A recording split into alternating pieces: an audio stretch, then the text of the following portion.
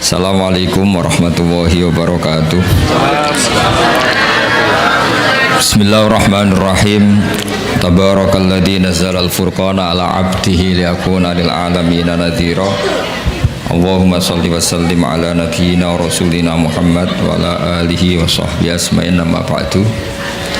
Yang sangat kita hormati Ketua PCI NU Cabang Arab Saudi Bapak Imron Masudi, Bapak Ekdin Konjen, Bapak Syafaat Khofur, semua teman-teman NU, fatayat muslimat yang saya hormati. Ini acara ngaji apa? Saya tidak tahu ini. Ini penguatan tauhid apa penguatan nasib? Enak ngaji mana ini? Tauhid apa nasib? Nasib. Kalau nasib itu kita semiskin-miskinnya paling nggak lama kok. Setelah mati selesai. Yang jelas jangan miskin setelah mati, itu bahaya itu nanti. Karena biasanya ngajinya ulama-ulama Indonesia itu merilek. Kenapa rileks? Karena hampir semua ulama, baik ulama ahli sunnah maupun yang lain, berpendapat al-uqulu muttarratun ila qabulil haq. Yang namanya akal itu terpaksa menerima kebenaran. Sehingga dalam tradisi aswaja, saya ulang lagi, saya nyebut aswaja bukan ahli sunnah karena selalu ada pergeseran dalam percaturan nama ini. Dulu yang namanya ahlu sunnah itu ya ahlu sunnah, sekarang kalau kontra Syiah pasti namanya apa? Sunni sekarang. Meskipun di internal Sunni ada yang percaya wasilah, ada yang mengharamkan wasilah. Tapi saya tidak mau mendiskusikan itu. Saya mau cerita bapak-bapak, ibu-ibu, mbak-mbak yang saya cintai, yang saya hormati. Kebenaran itu sesuatu yang absolut. Karena absolut, maka akal ini pasti menerima. Saya beri contoh yang ringan-ringan saja. Misalnya kita akan bilang bahwa baju saya ini putih, peci saya ini hitam. Karena itu satu keniscayaan, maka kita tidak perlu memaksa orang untuk mengatakan peci ini hitam, baju ini putih. Begitu juga keniscayaan kalau Tuhan itu harus zat yang qadim. Ya ini rileks saja. Kenapa kita katakan qadim? Karena kita punya rumus alam raya ini diciptakan. Di mana-mana pencipta pasti wujudnya sebelum yang diciptakan. Sehingga kita dengan santai menerangkan ke anak-anak Allah itu qadim, qidam. Karena yang diciptakan ini sesuatu yang nyata, seperti langit bumi ini nyata. Nyata itu ya nyata, nyata itu real. Maka penciptanya harus super nyata, yaitu dalam tradisi tauhid kita disebut wajibil wujud, zat sing pasti eksistensinya wujud. Sehingga kita mulai kecil diajarin alam raya ini diciptakan oleh zat yang wajibil wujud. Sehingga mulai kecil kita dilatih, Pak Konjen tuh ngapalkan sifat berapa? 20 Pak Imron ya? Yaitu wujud, qidam, baqa, mukhalafatul lil hawadis. Jadi sebelum negara itu anti sama faham komunis, faham ateis, saya ulang lagi ya, sebelum negara membakukan keantiannya menolak faham ateisme, faham komunisme, itu akalnya orang Indonesia itu sudah menolak faham ateisme. Kenapa menolak? Karena di musola-musola, ini Pak Imron juga anaknya Kiai, saya tahu keluarga beliau karena orang Madiun. Saya itu mbah saya itu juga ada yang orang Sewulan, Sewulan pondok tertua di mana itu Madiun itu masih. Saya ini keluarga Mbah Sambu Lasem. Saya ulang lagi ya. Jadi sebelum negara itu anti faham ateisme, ateisme itu satu faham orang itu anti Tuhan, bahwa alam raya ini tanpa butuh Tuhan. Sebelum negara punya ketetapan MPR menolak ateisme, komunisme, itu akal kita sudah dilatih menolak. Kenapa dilatih menolak? Karena akal kita tidak bisa menerima. Misalnya hadhil maujudat, terus kamu bilang khalaqahal Adam, bahwa langit bumi yang wujud ini diciptakan oleh sesuatu yang tidak wujud. Itu akal sehat mana yang bisa menerima konsep itu? segoblok-gobloknya kita, meskipun kedonyan golek real itu nggak akan terima satu pikiran bahwa alam ini diciptakan oleh ketiadaan. Karena al-adamu la yakhluqu syai'an, yang namanya ketiadaan pasti tidak bisa menciptakan. Yang bisa menciptakan siapa? Ya pasti sesuatu yang wujud. Maka pertama sebelum kita tahu sifatnya Allah yang banyak, yang harus diketahui apa? Sifat wujud. Karena sesuatu yang wujud yaitu alam raya pasti disebabkan oleh yang wujud. Sementara faham ateis mengatakan alam ini dimulai dari ketiadaan. Setelah tiada, tahu-tahu ada. Orang dilatih bilang tahu-tahu. Jadi kira-kira kalau ada apa kotoran ayam ini dari mana? Ya tahu-tahu ada. Ada air ya tahu-tahu ada. Kenapa ada jajan? Ya tahu-tahu ada. Itu kan dijak goblok bareng. Maka agama ini tidak boleh. Jadi penggoblokan itu tidak boleh. Agama ini liqaumi yaqilun, liqaumi yatafakkarun. Bagi yang mau berpikir, bagi yang punya akal. Nah, dengan tradisi penguatan akidah seperti itu, andai kan negara itu tidak membantu kita anti komunisme, itu akal kita sudah menolak. Akal kita sudah menolak. Tapi alhamdulillah akal sudah menolak, negara juga menolak. Sehingga bangsa Indonesia insya Allah jadi bangsa yang mubarakah, bangsa yang diberkahi. Karena sering ada keselarasan antara keputusan Islam dan keputusan negara. Nah, tapi teori saya begini Pak Gunjani, saya pernah ke Korea, pernah ke Thailand, pernah ke Malaysia. Kira-kira di era modern, suatu saat negara ini satu dunia lah, bukan negara, satu dunia ini menjadi globalisme, sudah mengglobal. Dan nanti ideologi, akidah, atau pemikiran itu pasti bebas, karena dianggap itu hak asasi manusia. Maka saya minta madrasah sini juga yang lain-lain. Nanti pertarungannya adalah pertarungan logika. Karena negara tidak terlalu bisa diharapkan. Tadi misalnya negara Uni Soviet itu kadung komunis misalnya. Negara Cina kadung komunis. Korea Selatan juga begitu. Beberapa negara Eropa kapitalisme. Dan beberapa negara yang lain sudah milih ideologi tertentu. Kalau kita mengandalkan negara, maka pertarungan-pertarungan akal itu tidak pada semestinya. Tapi kalau kita mengandalkan al-barohin wal hujjat, itu adalah logika yang disebut oleh Allah qul falillahil hujjatul baligho. Itu maka Islam itu akan nyaman. Saya beri contoh begini, misalnya kita ngajar di Eropa atau di Amerika, kita bandingkan saja, kamu milih Tuhan yang sebelum ada alam raya ini atau Tuhan yang sudah lahir di bumi. Mesti akal sehat mengatakan milih Tuhan yang ada sebelum langit dan bumi. Karena kalau Tuhan yang lahir di bumi, logikanya sama buminya dulu buminya. Bagaimana dia tahu-tahu jadi Tuhan, lahirnya saja dulu buminya. Jadi kita mensyarahkan bingung. Tuhan lahir di bumi, berarti bumi dituhani oleh Tuhan baru. Itu gak ketemu secara akal. Sehingga Allah itu sering kalau ingin menafikan itu mentidak Tuhankan yang tidak Tuhan, ya. Menafikan itu apa? Mentidak Tuhankan yang tidak Tuhan. Itu Allah dengan cara sederhana. Sederhana itu mudah. Jadi dulu yang namanya Jubair bin Mut'im itu adalah mediator kafir Quraisy yang disuruh membebaskan Asra Badrin, tawanan perang-perang apa? Badar. Karena dia orang cerdas, dia jadikan mediator untuk nego sama Rasulullah SAW. Ketika nego, kebetulan dia nginep di sana, maghrib Nabi baca surat Wattur wa kitabim mastur fi rokim mansur wal baitil ma'mur wasaqfil marfu. Sampai satu logika tentang Tuhan, yaitu ayat am khuliqu min ghairi syai'in am humul khaliqun.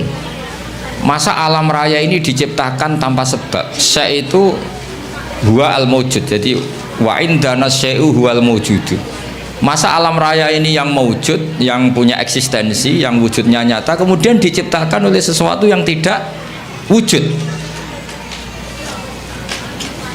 Akhirnya Jubair bin Mut'im itu mikir, amhumul khaliqun, atau memang kalau kamu gak percaya Allah itu gak ada, apa jangan-jangan mereka kalian semua ini yang menciptakan langit bumi? Makanya dipertanyakan Allah am khalaqus samawati wal ard.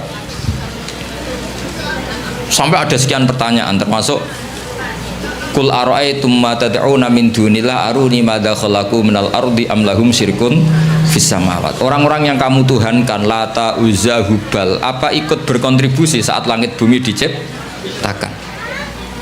Sehingga pertanyaan-pertanyaan Allah itu menohok. Akhirnya kata Jubair bin Mut'im, Mataraka Muhammadun li aqdina syai'an. Muhammad tidak meninggalkan akal kita sama sekali. Maksudnya logika tentang Tuhan Lata Uzza itu nggak masuk sama sekali. Karena tadi misalnya, makanya dalam Quran ini yang perlu dikuatkan adalah akidah. Karena saya bayangkan setelah nanti dunia ini global, yang bisa mengawal Islam itu hanya al-barohin wal hujjah, yaitu logika.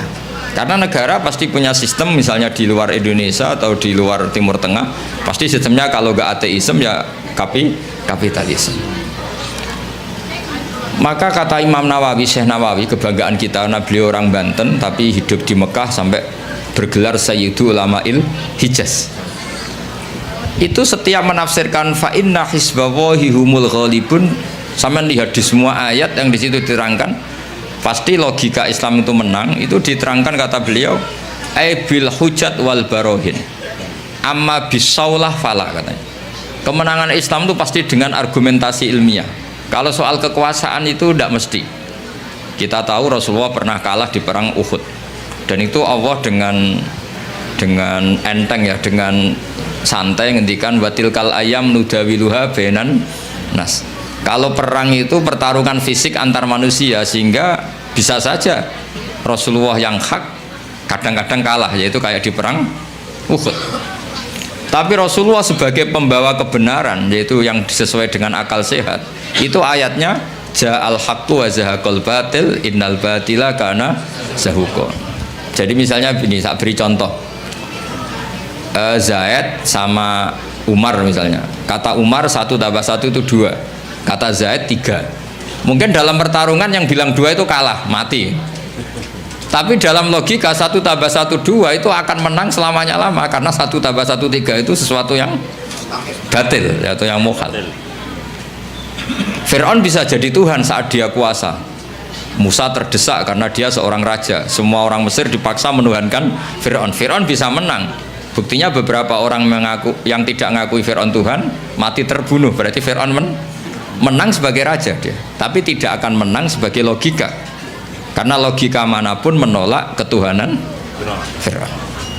Makanya ketika Rasulullah diberi kekalahan dalam perang fisik, istilahnya Allah watilkal ayyam nudawiluha bainan nas. Ini pertarungan antar manusia, bukan antar hak dan batil. Kalau antar hak dan batil pasti ja'al haqqu wa zahaqal batil. Kalau barang hak itu ada, pasti yang batil ini hilang. Fa innal batila ma la wujudalah. Yang namanya batil sesuatu yang nggak punya eksistensi. Makanya sebagian Quran mengistilahkan qul ja'al haqqu wa ma yubdi'ul batil wa ma yu'id. Sesuatu yang batil itu bermula saja nggak pernah. Yubdi itu maknanya bermula saja tidak pernah, apalagi bereksistensi. Bermula saja tidak pernah. Pernah nggak 1 ditambah 1 jadi 7? Kan enggak kan? Bermula saja enggak, apalagi mempertahankan apa? Eksistensinya. Jadi kira-kira Fir'aun ya tidak pernah Tuhan, Namrud ya tidak pernah Tuhan. Begitu juga yang dipertuhankan selain Allah selamanya nggak pernah sebagai Tuhan. Karena apa? Yang dikatakan Tuhan adalah zat yang paling punya pengaruh pada alam raya ini. Tentu harus bersifat qadim. Nah sementara Fir'aun ada tanggal lahirnya, Tuhan-Tuhan yang lain juga ada tanggal lahirnya, bahkan ada tahunnya 2000 berapa gitu. Nah, itu kalau alam raya umurnya 5.000 tahun saja sudah bingung Tuhannya, karena dulu alamnya. Sehingga ketika Fir'aun merasa sebagai Tuhan, itu cara mengalahkan Musa itu tidak dengan kekuasaan, tapi dengan argumentasi. Yaitu ketika Fir'aun tanya Musa, lalu kalau kamu punya Tuhan yang lain, Tuhan kamu siapa? Kata Musa, yang menuhani langit bumi, Rabbus samawati wal ard. Fir'aun masih bisa ngeles. Kata Fir'aun, saya sering jalan-jalan, yang dituhankan orang itu saya. Makanya kata Fir'aun, ma'alim tulakum min ilahin ghairi. Setahu saya yang dituhankan itu saya. Soal kemungkinan Tuhan Musa ada di langit, terus dia manggil Haman itu arsitektur handal. Ya Hamanu bnili sorhal ali ablughul asbab as-samawati fa'attali'a ila ilahi Musa. Haman bikinkan saya piramida yang tinggi supaya saya bisa melihat Tuhannya Fir'aun. Tuhannya siapa? Musa. Andai kan adu argumentasi ini nunggu piramida jadi, maka Musa akan kalah. Karena setelah dilihat pun Tuhan tidak akan pernah kelihatan. Maka Musa agak mau, kalau pakai logika itu Musa pasti kalah. Tapi Musa pakai logika sederhana yang Fir'aun itu terperanjat dan menjadikan orang sekeliling Fir'aun menjadi mukmin, yaitu dengan logika Rabbukum wa Rabbu abaikumul awwalin, yang menuhani nenek moyang kamu. Itu kaget Fir'aun. Orang-orang juga langsung jadi mukmin, yang meskipun yaktumu imana, menyembunyikan apa? Karena logikanya kalau Fir'aun Tuhan berarti buyutnya tanpa Tuhan. Kan zaman buyutnya Tuhannya belum lahir. Berarti ini ada makhlukun yataqaddamu khaliqan, ada makhluk mendahului Tuhan. Sehingga orang-orang terus mikir, wah, Fir'aun geblek tenan, pangeran udah bah di buyut. Kalau di bah di buyut berarti buyutnya tanpa pangeran, karena pangerannya datang terlambat. Ya kan, Fir'aun kan punya bin. Terus sementara dia yang Tuhan, bapaknya enggak Tuhan, mbahnya enggak Tuhan, buyut-buyutnya. Berarti Tuhan, anak cucu tidak Tuhan. Logika itu tidak masuk. Maka kita mulai kecil di musala-musala diajarkan wujud, qidam, baqo. Logikanya gampang saja. Alam raya ini kadung wujud. Kalau kadung wujud, nggak boleh kita punya rumus ini alam yang wujud diciptakan oleh yang tidak wujud. Itu mbok akal paling nggak waras pun. Ini gimana? Suatu yang tidak wujud berperan pada yang wujud. Pasti nggak masuk akal. Makanya kata Ibnu Hajar al-Asqalani, penyarah kitab Bukhari, yaitu disebut kitab apa, Fathul Bari Bisyarhil Bukhari, itu beliau ngendikan salasun mangkunna fihi wajada halawatal iman. Tiga hal ini kalau kamu tahu, kamu merasakan, akan menemukan manisnya iman. Itu kata Syekh Ibnu Hajar al-Asqalani, ngendikannya begini, wa hadza huwa al-musamma bil iltizat al-aqli. Sama saya ingat, ini yang dinamakan kenyamanan secara berpikir. Jadi halawatal iman menurut beliau adalah orang yang sampai ke rutbatul iman, ke derajat iman karena kekuatan berpikir. Misalnya begini, kamu bisa tidur gak kira-kira kalau dipaksa oleh satu ideologi yang jadi Tuhan tuh Fir'aun. Dia lahir di bumi, punya bapak, mbah-mbahnya gak Tuhan, yang mulai Tuhan ya Fir'aun itu. Karena dia Tuhan maka dia pencipta mbah-mbahnya, padahal dia datang terlambat. Itu otak kamu paksa nerima itu gak bisa nerima. Karena aneh, Tuhan kok datang terlambat. Fir'aun itu Tuhan, tapi lahirnya sama wujudnya dulu bumi yang dituhani. Mesti kamu kan balik loh, podo-podo pangeran aduk bumi ini, tidak Fir'aun kan gitu. Nah, beda dengan akidah Islam. Akidah Islam itu yang membuat kita bisa tidur nyaman, merasakan halawatal iman, karena alam raya ini diciptakan oleh zat yang lebih dulu ketimbang alam raya ini. Zat ini karena pencipta bersifat super, terus oleh ulama disebut wajibil wujud. Karena pencipta datangnya harus lebih awal timbang yang diciptakan, sehingga zat ini berstatus qadim atau al-awwal. Karena dia pencipta maka dia superior, karena superior tidak terkalahkan, maka zat ini bersifat baqo, wujud, qidam, baqo. Karena zat ini super maka nggak boleh ada kembarannya. Pak Imran saja nggak mau ditandingi apalagi Tuhan. Karena Tuhan itu super, kalau super nggak boleh la syari kalah, harus nggak ada kembarannya, nggak boleh ada dua matahari kembar, apalagi ini Tuhan, maka bersifat mukhalafatul hadis. Karena wujudnya Tuhan sebelum ada yang lain, maka dia harus nggak butuh orang lain, dan nggak butuh orang lain disebut qiyamuhu binafsihi. Dia harus bisa menjaga eksistensinya sendiri. Nah, sifat-sifat Tuhan seperti itu kita terima itu nyaman. Nyaman sekali, yaitu aturannya jadi Tuhan harus seperti itu. Wong Tuhan kok kalau makan pecel murus, itu kan bingung kan. Misalnya Fir'aun kira-kira kebanyakan pecel Madiun, daerahnya Pak Imran itu ya mules. Kalau mules diobati, kalau diobati terus sembuh. Wah, tadi Tuhan lemes sekarang sudah sembuh. Bingung kan kita punya Tuhan seperti itu.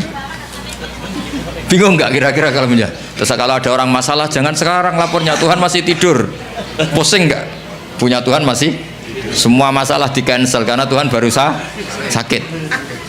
Kalau HP-nya hilang juga nggak tahu nyari di mana. Itu kan bingung semua. Bandingkan Tuhan menurut versi Islam. Allahu la ilaha illa huwal hayyul qayyum. Tuhan itu siapa? La ta'khudhuhu sinatu lana. Enggak mungkin tidur, enggak mungkin kantuk. Nah, sifat-sifat seperti itu namanya al-hujjat wal barohin. Kita punya logika yang kelima tentang menemukan Tuhan. Nah, yang seperti ini tuh pasti ja'al haq. Jika saya pernah ditanya, saya ini karena ngajar di Jogja, di daerah akademisi. Pak Bak, suatu saat kalau ada perbandingan agama, boleh enggak? Saya bilang boleh. Yang penting enggak perbandingan pemeluk agama. Karena kalau Islam dibandingkan non-Islam, pasti yang menang Islam. Liyudhirahu ala dini kulli. Makanya dulu masyhur itu ada perdebatan Ahmad Didat sama seorang non-Muslim antara Tuhan Allah dan Tuhan yang lainnya. Itu banyak mahasiswi dari Swiss, dari Swedia bilang sepertinya Tuhan Anda lebih menarik karena disifati Tuhan Islam adalah sebelum ada alam raya ini tidak ada kembarannya, tidak ada macam-macam, pokoknya tidak ada yang salah. Sementara Tuhan yang lainnya lahirnya di bumi, ada tanggalnya, pernah kecil, mungkin pernah kalau jalan jatuh, mungkin pernah macam-macam lah, sehingga nggak meyakinkan berstatus sebagai apa? Tuhan. Nah, kalau kamu cara beriman seperti ini namanya sudah ja'al haqqu wa zahaqal batil. Maka harus dibedakan Islam dan orang Islam. Kalau orang Islam mungkin di daerah yang mayoritas Muslim copetnya juga Muslim, nanti koruptornya juga Muslim, sehingga nggak bisa dibanggakan Muslimnya. Tapi kalau Islamnya selalu bisa dibanggakan. Makanya saya bilang kalau ada perbandingan agama itu ya Islamnya, jangan orangnya. Kalau orangnya ya repot, di daerah yang kebetulan malingnya Muslim ya Muslim, koruptornya juga Muslim, pencopetnya nanti juga Muslim. Bahkan ada raja tertentu yang mengatasnamakan raja Islam itu selirnya sampai 30. Mana ada Islam menghalalkan sampai 30. Tapi itu kan orang Islam, bukan aturan Islam. Nah itu kan repot. Nah sekarang yang kita sesali kajian agama atau perbandingan agama itu yang dikaji itu orangnya, sehingga kita sering kalah. Misalnya nyuwun sewu beberapa negara tertentu yang mengatasnamakan negara Islam sering perang, terus itu dianggap cerminan Islam, padahal Islam rahmatal lil alamin. Tapi kalau orang Islam yang tidak rahmat ya banyak yang selalu suka mendolimi orang lain.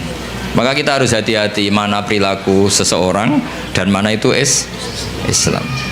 Sehingga perang itu, perang zaman Nabi itu ada perang nudawiluha bainan nas, perang yang dihitung sebagai manusia. Ada perang yang dihitung bainal haqqi wa bainal batil. Kalau perang itu antara pertarungan benar dan salah, pasti yang menang itu benar. Karena tadi qul ja'al haqqu wa ma yubdi'ul batilu wa ma yu'id. Sesuatu hak itu pasti datang, maknanya pasti punya eksistensi. Seperti putih. Putih ini ya memang putih, punya eksistensi putih. Yang mengatakan ini hitam meskipun dalam pertarung menang, tetap dia kalah. Bisa saja mengatakan baju saya putih itu kalau duel fisik menang yang mengatakan hitam. Duel fisik ya. Tapi dia tidak akan menang selamanya karena dia dianggap gendeng. Masa putih dibilang hitam? Paham ya ini logika ini ya? Di sini ada istilah ja'al haqqu wa zahaqal batil. Sehingga Quran itu unik cara ngajari kita berfilsafat. Kalau ada kalimat itu salah itu disebut kata Quran kaburat kalimatan takhruju min afwahihim. Ada satu kalimat atau perkataan yang menjadi kalimat itu karena diucapkan oleh lisan. Allah menyebut kaburat kalimatan takhruju min, seperti sampean bilang bajunya Gus Ba itu hitam, itu ya satu kalimat tapi menjadi kalimat karena diucapkan. Tapi iyakuluna illa kadiba, kalimat itu bohong, wong putih kok dibilang hitam. Ada kalimat yang memang menunjuk musamanya. Kalau dalam ilmu mantek, kalimat yang menjadi kalimat karena menunjuk hakikat, itu yang kalimatu hakin. Seperti orang yang bilang baju Gus Ba itu putih, dia menjadi kalimat karena mengatakan sesuatu yang sesuai kenyataan. Sehingga kalimat tauhid disebut kalimatu haqqin 'alaiha nahya wa 'alaiha namut. Itu satu kalimat yang memang hak, memang nyata, memang yang Tuhan itu Allah. Sehingga yang mengatakan Tuhan itu Allah adalah kalimatu haqqin. Tapi yang mengatakan misalnya Fir'aun itu Tuhan itu disebut kalimatul batil, menjadi kalimat karena diucapkan, bukan karena menunjuk hakikat. Paham ya ini ya? Itu hebatnya Quran melatih kita. Jadi ada kalimat penunjuk kebenaran, ada kalimat menjadi kalimat karena diucapkan. Makanya disebut kaburat kalimatan takhruju min afwah. Sehingga kalimat itu punya problem. Problemnya apa? Yaitu sekali salah awalnya, ini diskusi ringan tapi masalah tauhid. Itu kalau salah awalnya akan salah terus. Sehingga Nabi Adam pertama diajari Allah itu tentang penamaan sesuatu, wa 'allama Adamal asma. Karena semua kemusyrikan itu dimulai dari salah nama. Ya, dimulai dari misalnya gini, zaman kafir Quraisy atau kafir Arab jahiliyah dulu, zaman itu bilang ini Lata, ini Manat, Manat dari kata Manan, ini berhala pemberi, ini Al-Uzza, berhala yang agung. Coba kalau dari awal dibahasakan hakikat, oh ini batu Ponorogo ini, nah, pemahatnya Pak Imron, dulu dijual ke sini itu kredit. Itu nggak ada sakralnya sama sekali. Karena menjadi sakral atau disakralkan karena inhiya illa asmaun samaitumuha antum wa abaukum, karena kamu salah memberi nama maka ini mendapat posisi. Jadi ini dikatakan Al-Manan pemberi, Al-Manat, Al-Uzza yang agung. Coba kalau dari awal berhala itu dikatakan apa? Wah ini batu pahatannya siapa ya, harganya berapa ya? Kan sudah ada kepikiran menuhankan. Terus ketahanannya sampai kapan ya kalau sering kena hujan, kena panas? Wah itu kan nggak keren sama sekali. Tapi gara-gara salah nama, awas tuh nak bawa pisau kualat. Kalau tidak kamu mandikan kualat, kalau tidak kamu sembah kualat. Terus ada teror-teror ini, terus akan-akan ini Tuhan. Maka semua kesalahan manusia itu dimulai dari salah memberi nama. Makanya Mbah Mun itu gak suka kalau ada nama salah itu. Termasuk beliau ngeritik wong Jawa nak digawe jenenge ewoh. Ewoh itu kan ribet. Mulane akhirnya ribet tenan wong darane apa? Darane apa? Ewoh. Ewoh itu maknane repot. Makanya ulama dulu itu kalau guyon itu mau lucu-lucunan tok. Imam Syafi'i itu pernah dikasih tahu orang yang tadi nyucup jenengan, yang sama jenengan dohirnya takdim, itu setelah keluar dari jenengan ngerasani jenengan, berarti dia munafik. Tapi jawab Imam Syafi'i itu lucu, enggak apa-apa. Kenapa? Berarti saya wibawa, ngomong di depan saya agak berani gitu. Jadi dianggap enteng saja. Jadi, itu Imam Syafi'i. Diceritain ini itu sekian orang tetangga kamu itu gak seneng kamu, itu gimana kamu Imam Syafi'i? Baguslah kalau gak seneng saya. Kenapa? Oh nak seneng malah utang katanya. Masyhur itu makalah Imam Syafi'i. Waman asa ilaika faqat atlaqaka. Orang yang berburuk sama kamu itu artinya membebaskan kamu. Coba orang yang gak seneng kamu pernah gak pinjam mobil? Gak pernah kan? Utang duit? Gak pernah. Justru yang seneng-seneng itu yang tuh kadang-kadang pinjem. Jadi Imam Syafi'i itu nanggapi dunia itu enteng saja, karena dia tahu bahasa yang benar itu tahu. Jadi enteng. Ulama dulu itu gampang. Ada seorang ulama dulu dia kaya, temannya banyak, ketika miskin jadi tukang panggul pasar, temannya tidak ada yang main ke situ. Diprovokasi sama temannya, sudah kamu miskin nggak ada yang jenguk, berarti kamu dilupakan teman-teman kamu. Jawabnya baguslah kalau teman saya lupa saya. Kenapa? Kalau mereka ingat terus melihat saya jadi tukang panggul pasar, betapa malunya saya. Baguslah kalau lupa, jadi miskin saya nggak jadi tontonan. Jadi ulama dulu tuh segampang itu. Karena ilmunya banyak, jadinya melihat fakta itu gampang saja. Ada pembantunya Abu Yazid Al-Bustami itu dikasih uang kira-kira mungkin ya 20 real itu, suruh beli daging, ternyata dagingnya harganya 50 real. Ini nggak cukup, daging naik mahal, maka uang ini nggak cukup.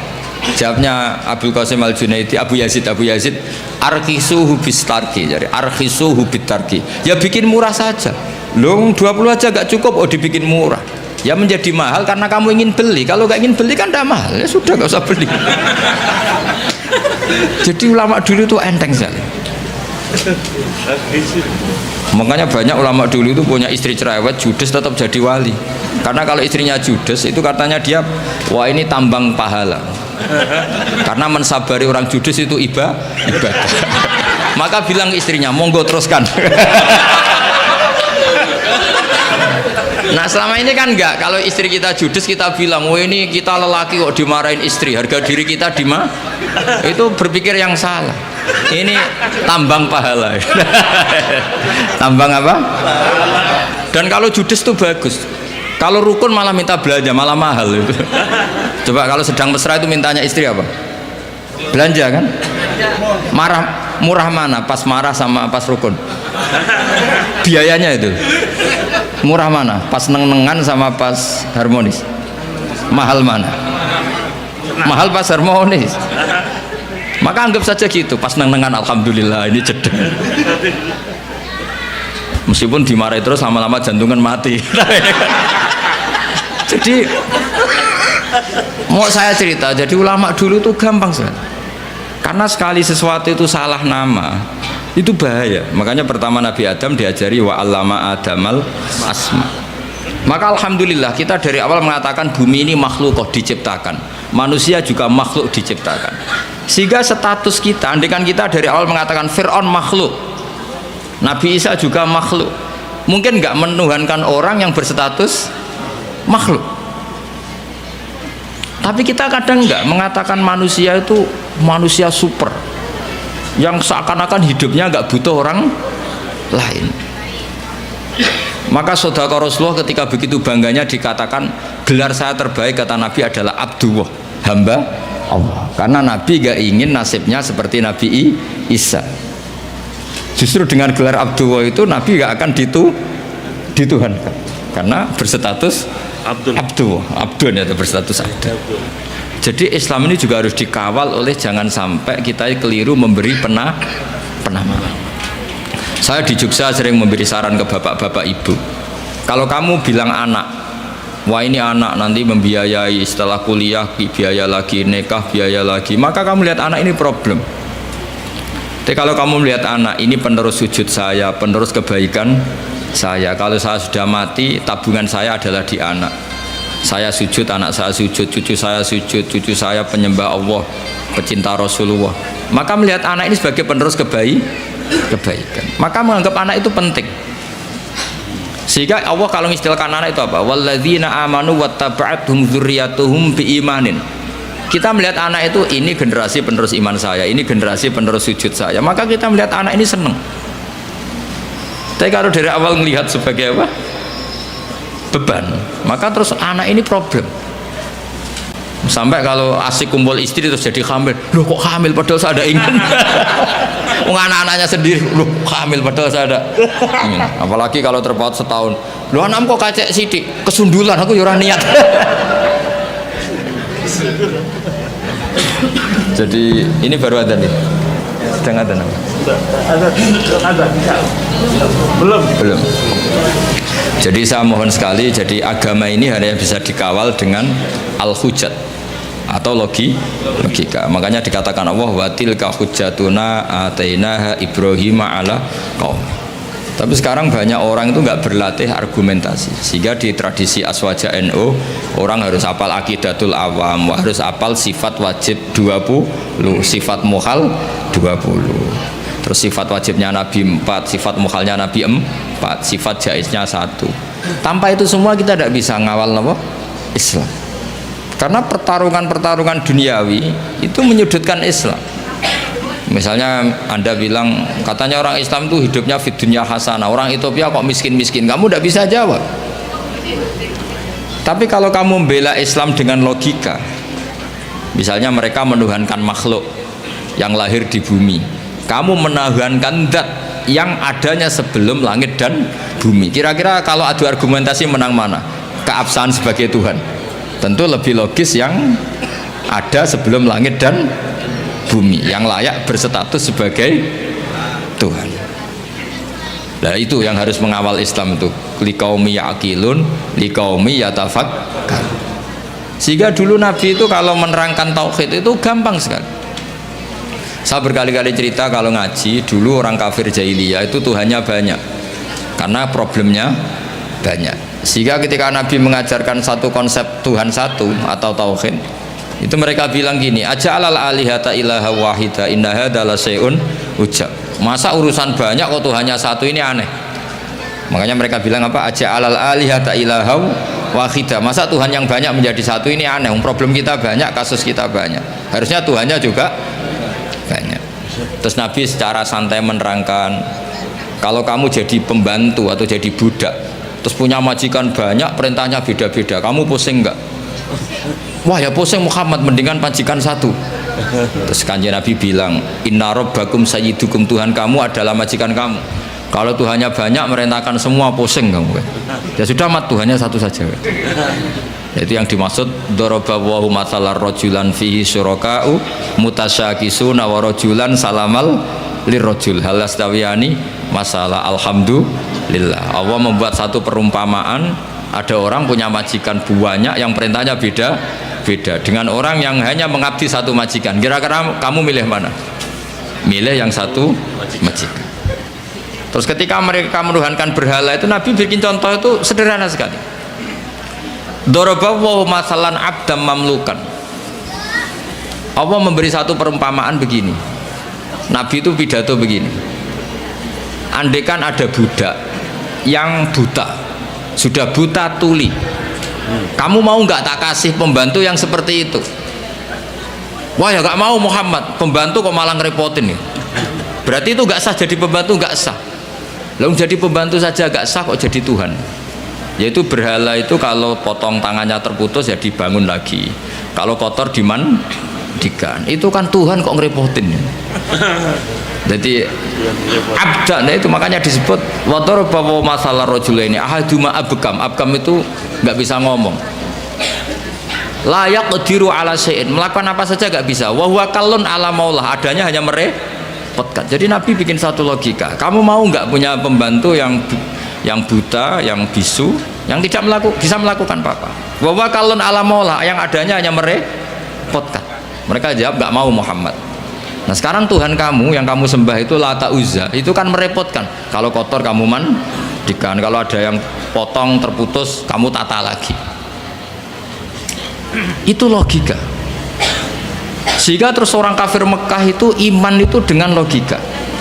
Nah, itu yang dimaksud lam yakunil ladzina kafaru min ahlil kitabi wal musyrikina munfakkina hatta ta'tiyahumul bayyinah. Orang musyrik selalu dengan logika kemusyrikatan. Sehingga datanglah al-bayyinah, logika yang begitu jelas. Itu siapa? Rasulun minallah yatslu suhufam mutahharah. Nah sekarang makanya saya minta sama PCI NU, sama lembaga-lembaga aswaja NU, jangan pernah melupakan kajian tauhid, kitab-kitab yang diajarkan guru-guru kita, yaitu misalnya kitab Aqidatul Awam, karena ini yang mengawal Islam.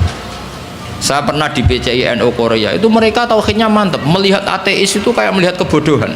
Orang kok tidak punya Tuhan, dan ceritanya aneh-aneh. Itu kalau ada majikannya yang baik, anak-anak NU yang di sana kerja itu minta fasilitas sholat, itu ditanya sama orang ateis, minta dibeliin berhala enggak, karena aneh. Jadi ada yang sholat itu dilihat dari atas gini, orang Islam kok aneh, sholat kok enggak ada yang disembah. Yang lucu lagi, saya punya teman setengah kaya karena pegawai Garuda itu pas waktu asar sholat di mall, itu security-nya nelpon polisi, di sini ada ritual teroris, tolong ditangkap. Jadi kalau bilang sholat itu ritual teroris, dianggap muqaddimah. Jadi sholat dianggap muqaddimah sebelum ngebom. Coba ya. Tapi mereka bersemangat menghidupkan Islam. Saya pernah di PCNU Korea, karena apa? Logika zaman dia kecil bahwa Tuhan tuh harus wujud dan harus qadim, dan Tuhan tuh begini-begini. Gak mungkin alam raya yang wujud ini diciptakan oleh sesuatu yang tidak wujud. Faham? Ateis itu kan super tidak masuk akal. Masa alam raya ini diciptakan oleh ketiadaan? Coba kalau kamu logika, hadhil maujudat khalaqahal adam, sesuatu yang wujud ini penciptanya adalah ketiadaan. Itu kan stres semua itu santri kamu nanti. Ini ajaran apa gitu. Tapi kalau Islam kan mengajarkan hadhil maujudat khalaqaha wajibul wujud. Wujud ini diciptakan oleh zat yang super wujud. Kan enak di akal itu enak. Nah kalau sudah enak begitu disebut wajadah halawatal iman, kamu menemukan nikmatnya iman, atau yang disebut al-iltizat al-akli, kenyamanan cara berpikir. Dan itu hebatnya NU. Makanya NU itu dulu Wali Songo itu mengajarkan itu tidak menguasai negara dulu, tapi menguasai logika.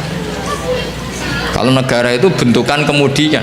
Makanya sebelum ada negara Indonesia, Islam sudah mayoritas karena fa'innal uqula muttarratun ila qabilil haq. Yang namanya akal pasti terpaksa menerima kebenaran. Jadi makanya itu hikmahnya kenapa Kiai NU tidak menjadi ekstremis, tidak menjadi Islam yang keras radikal. Agama itu mudah diterima karena kebenaran itu mudah diterima, nggak usah paksa. Karena la ikraha fiddin. Kenapa la ikraha? Qad tabayyana rusydu minal ghayy. Mana benar mana salah itu pasti jelas. Ya, saya kira demikian. Assalamualaikum warahmatullahi wabarakatuh.